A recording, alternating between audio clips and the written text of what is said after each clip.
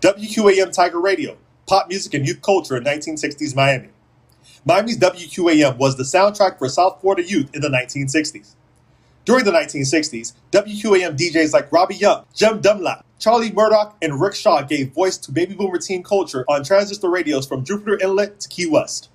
In the era of 4 TV stations and rotary telephones, WQAM, under its Tiger Radio branding, was a place where young people found community.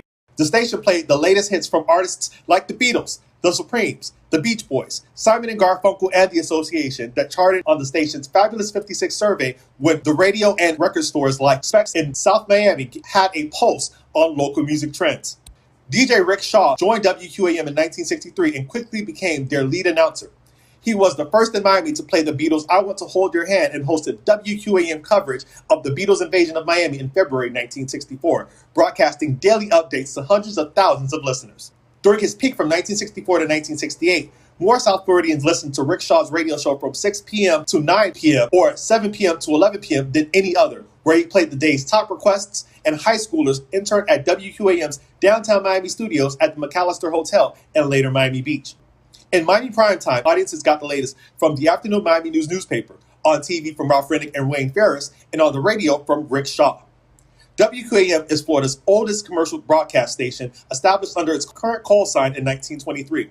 It adopted its famed Top 40 format under the ownership of Todd Storrs, who bought the station in 1956. Before Todd Storrs died suddenly in 1964, aged 39, his Storrs Broadcasting Company expanded to affiliates in cities like New Orleans, St. Louis, and Minneapolis. Storrs' Top 40 stations popularized sponsored contests with giveaways like cash prizes, cars, and tickets to events like the Beatles' 1964 show at the Deauville and Jimi Hendrix at the 1968 Miami Pop Festival.